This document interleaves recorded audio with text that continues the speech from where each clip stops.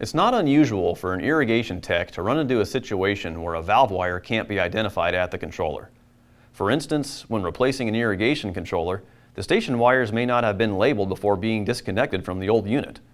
Since these wires are buried underground, you need a reliable way to match each wire to its corresponding valve in the field.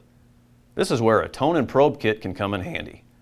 In this demonstration, we'll be using the Pro50k from Armada, a kit that includes the Pro50 multimeter and the Pro210F tone probe. At the valve you want to identify, disconnect the solenoid from the station wire, then connect the red lead from the Pro50k to the station wire. Next, connect the black lead to ground. You can use a screwdriver or other similar metal object pushed into the soil near the valve. Once the leads are connected, power on the Pro50k and press the right or left arrows until you see the tone setting icon. Then press F2 to activate the tone generator. The three blinking lines to the right of the tone icon indicate that a signal is being transmitted.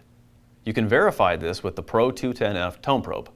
Press and hold the button on the probe, then move the tip close to the wire you're testing.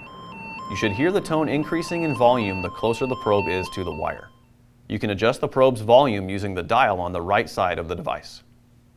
At the controller, press and hold the button on the probe and place the tip of the probe close to each of the station wires. The wire that produces the loudest signal, accompanied by a green light on the probe, is the one that is connected to the Pro50 back at the valve. Repeat this process for any additional wires you'd like to test. As you can see, the Armada Pro50 paired with the Pro210F tone probe makes it easy to identify valve wires at the controller. For more information on the variety of tools available for electrical troubleshooting, stop into your local Ewing branch or visit us online at EwingOutdoorSupply.com.